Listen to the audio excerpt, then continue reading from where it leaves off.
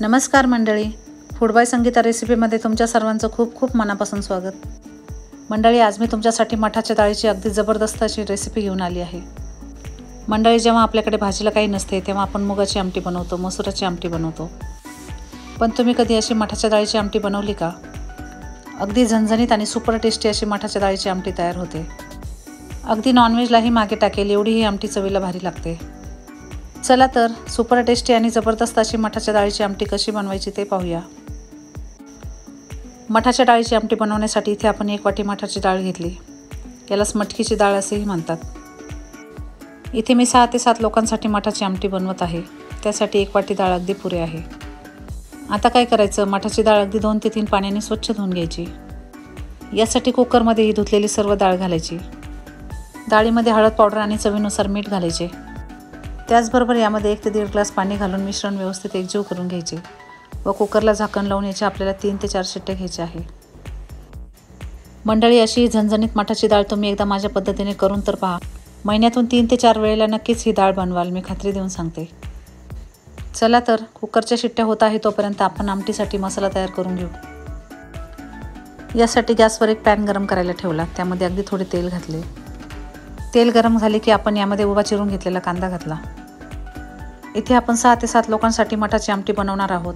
त्यासाठी 2 मीडियम साईजचे कांदे चिरून यामध्ये घातले. कांदा छान तांबूस रंग येईपर्यंत भाजून घेतला की अशा प्रकारे बाजूला करायचा व त्यामध्ये बारीक चिरलेले खोबरे घालायचे. खोबरे आपल्याला छान लालसर रंग येईपर्यंत भाजून घ्यायचे आहे. खोबरे छान भाजून झाले की यामध्ये 20 ते 25 लसणाच्या पाकळ्या, त्याचबरोबर 1 इंच अद्रक व 6 ते 7 हिरव्या मिरच्या घालायच्या. हे सर्व साहित्य 1 मिनिटभर हलवून घ्यायचे. इथे आपण 10 ते 12 कढीपत्त्याची पाने यामध्ये घातली. त्याचबरोबर थोडे तेल घातले.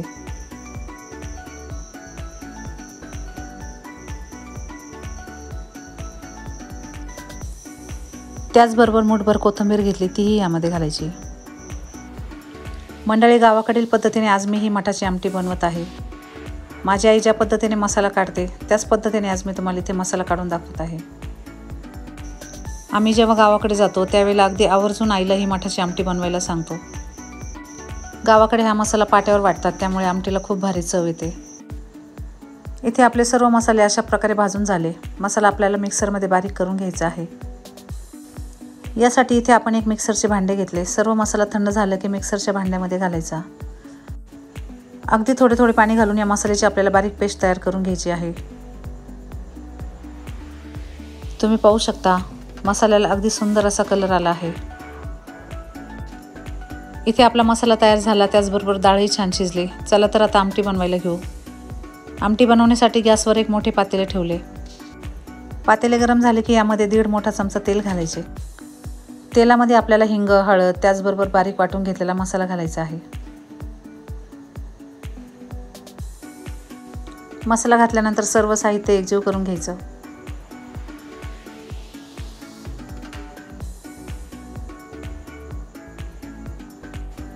मसाला आपल्याला अगदी कोरडा होईपर्यंत परतून घ्यायचा आहे. मंडळी, अशा प्रकारे आमटी बनवताना मसाला काढणे आणि मसाला परतून घेणे ही सर्वात महत्त्वाची टीप आहे.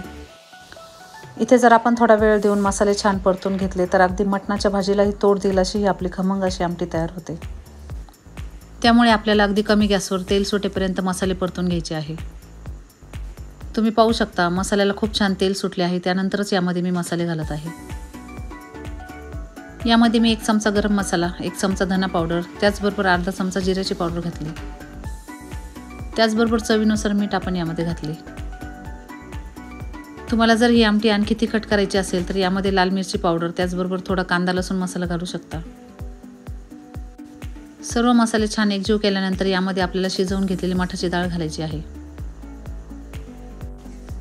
डाळ आणि डाळीचे पाणी घातल्यानंतर हे सर्व साहित्य आपल्याला एकजीव करून घ्यायचे.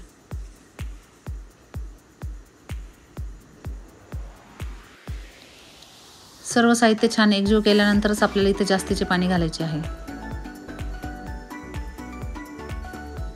मसाले आणि डाळ एकजीव होईपर्यंत मिश्रण आपल्याला हलवून घ्यायचे आहे.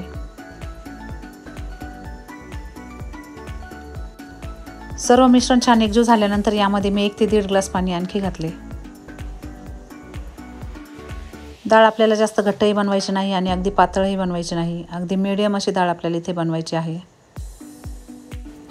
त्याचबरोबर यामध्ये बारीक चिरलेली कोथिंबीर घातली.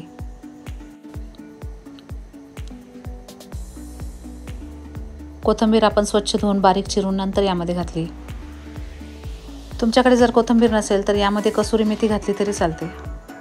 1 चमचाभर कसुरी मेथी हातावर कुस्करून घ्यायची व यामध्ये घालायची, त्यामुळे आमटी चवीला खूप भारी लागते. चविष्ट आणि स्वादिष्ट अशी मठाच्या डाळीची आमटी गावाकडे अगदी पारंपरिक पद्धतीने बनवली जाते. आमटीला छान उकळी येईपर्यंत सुरुवातीला ही डाळ आपल्याला एकसारखी हलवत राहायची आहे. आमटीला उकळी आल्यानंतर आमटी तुम्हाला जर जास्त दाटसर वाटली तर यामध्ये उकळलेले पाणी घालायचे. उकळलेले पाणी घातल्यामुळे आमटीची चव अजिबात बदलत नाही, अगदी जशीच्या तशी चव टिकून राहते. आमटीला छान उकळी आली की गॅसची फ्लेम कमी करायची व त्यावर झाकण ठेवायचे. 4 ते 5 मिनिटे ही आमटी आपल्याला कमी गॅसवर उकळून घ्यायची आहे. मसाले आपण अगदी छान खमंग होईपर्यंत परतून घेतले होते, त्यामुळे आमटी तयार व्हायला जास्त वेळ लागत नाही. गावाकडे तर अगदी पाहुणचार म्हणून पाहुणे आले की ही आमटी बनवतात आणि पाहुणेसुद्धा खूप आवडीने यावर ताव मारतात. तुम्ही पाहू शकता आमटीला खूप छान तरी आली आहे. खमंग आणि झणझणीत अशी आपली मठाच्या डाळीची आमटी तयार झाली आहे. मंडळी, अगदी आमटीचा सुगंध आला तरी ही आमटी खाण्याची इच्छा होते, एवढी आमटी चवीला भारी लागते. आमटीबरोबर खाण्यासाठी इथे आपण गरम गरम ज्वारीची भाकरी बनवली आहे. तुम्ही ही आमटी बाजरीच्या भाकरीबरोबर किंवा चपातीबरोबर सुद्धा खाऊ शकता. गरम गरम भाताबरोबर सुद्धा ही आमटी खायला खूपच भारी लागते. मंडळी, तुम्ही सर्वांनी एकदा अशी ही झणझणीत मठाच्या डाळीची आमटी माझ्या पद्धतीने बनवून पहा आणि या आमटीबरोबर चपाती किंवा बाजरीची भाकरी चुरून खा. नंतर मला सांगा की रेसिपी तुम्हाला कशी वाटली. जेव्हा घरामध्ये भाजीला काही नसते तेव्हा महिन्यातून 3 ते 4 वेळेला ही आमटी आपण भाजी म्हणून बनवू शकतो. घरातील मंडळी नक्कीच चाटून पुसून आवडीने ही आमटी खातील, मी खात्री देऊन सांगते. हो, पण ही आमटी बनवल्यानंतर तुमच्या टोपल्यामध्ये चपाती भाकरी अजिबात शिल्लक राहणार नाही, त्यामुळे आधीच तुम्ही 2-4 भाकरी जास्त बनवा. मंडळी, माझी सर्वात आवडती रेसिपी आज मी तुम्हाला इथे अगदी सोप्या पद्धतीने सांगितली आहे. रेसिपी कशी वाटली हे मला नक्की सांगा. व्हिडिओ आवडला असेल तर लाईक, शेअर आणि सबस्क्राईब करा. धन्यवाद.